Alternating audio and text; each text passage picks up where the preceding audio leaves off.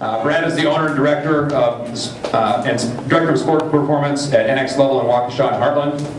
I've had the pleasure of getting to know Brad for the last 4 months and his staff. I've been thoroughly impressed with the work that he's done and his staff, their professionalism and their knowledge.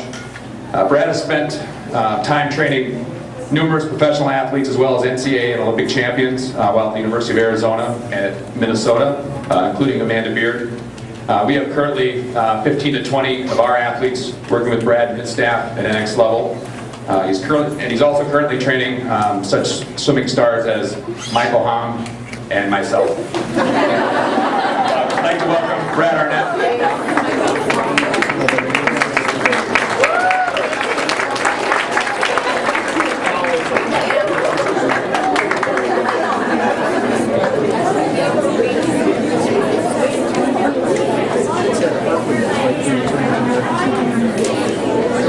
Blaine,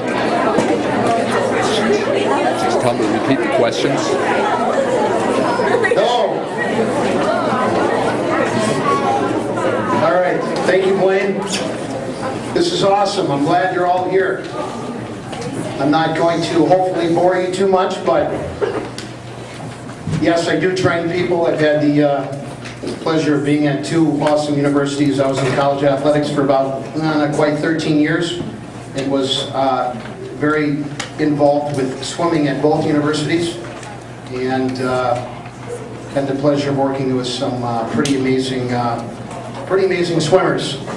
The last class that we had at Arizona, out of all the athletes that swam in the Olympics, the last Summer Olympics, if they would have competed as a country, they would have took 5th place. So I was pretty proud of that. Great kids from Wright Needling to Roland Schumann to Miles Burnett, Amanda Beard. We had some pretty amazing swimmers. But I'm here tonight to talk to you about nutrition.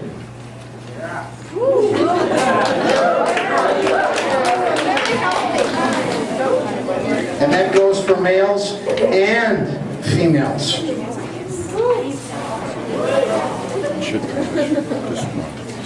Yes, we have a training facility, and we can fix a lot of things physically when it comes to weight training and mobility and all the things that affect efficiency and movement in the water.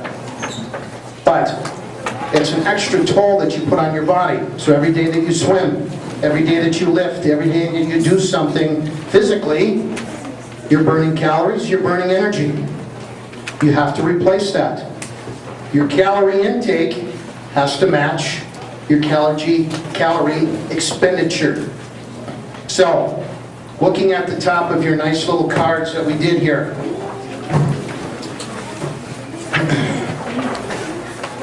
So as you look at the top of the card, people always ask, well, why is nutrition important? Well, let's look underneath the top. Outwork the competition. The first point, it talks about less downtime due to illness. Proper nutrition boosts your immune system. It helps fight off illness. You guys got to remember, you're swimmers. You're burning a ton of calories every time you're in the water.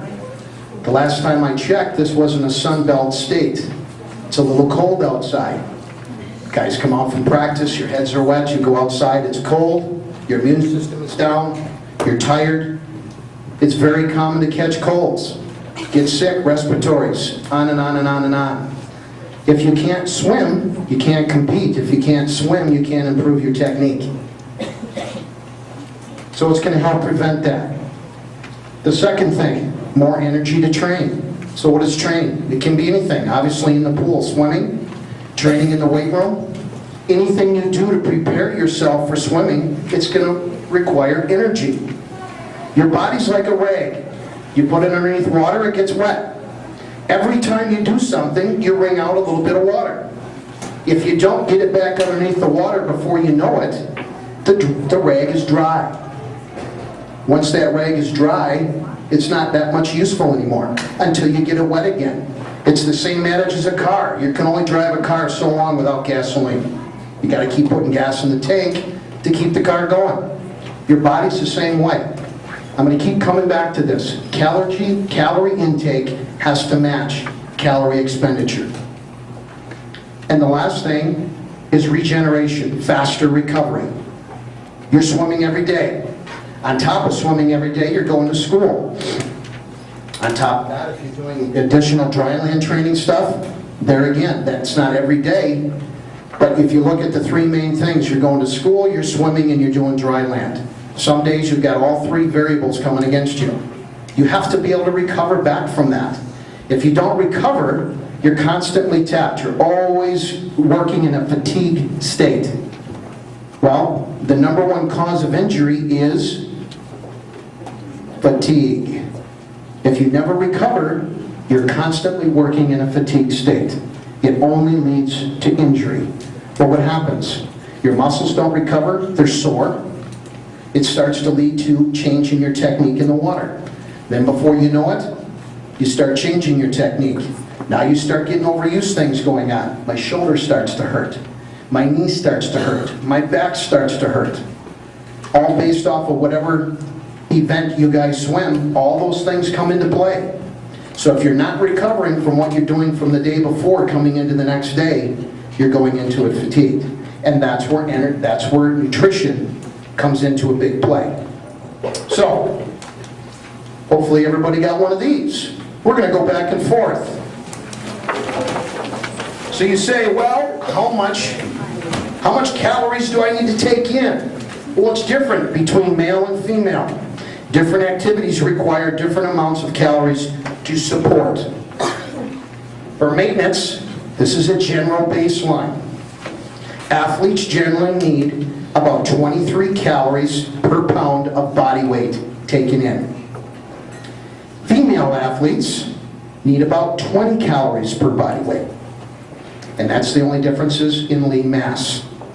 For a 200-pound male and a 140-pound female, this would be between 4,600 and 2,800 calories, respectively. So take your body weight, multiply times 23, and that's your starting point. The first meal of the day is going to start with breakfast. The way that I look at breakfast is break the fast. You got to remember, when you get up in the morning, you're deprived of protein and carbohydrates, the two main building blocks of what your body functions on. You've got to start off the day right. It's the most important, should be the biggest meal of the day. If you don't put something in your stomach in the morning to start off the day, your body starts fasting. It basically starts to catabolize itself because it doesn't have anything else left to burn.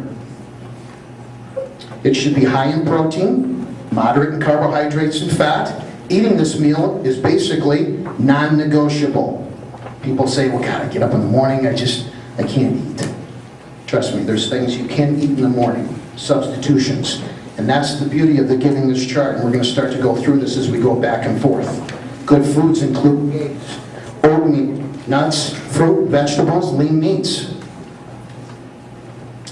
And you say, now, what if I want to gain? I'm light, I got to gain.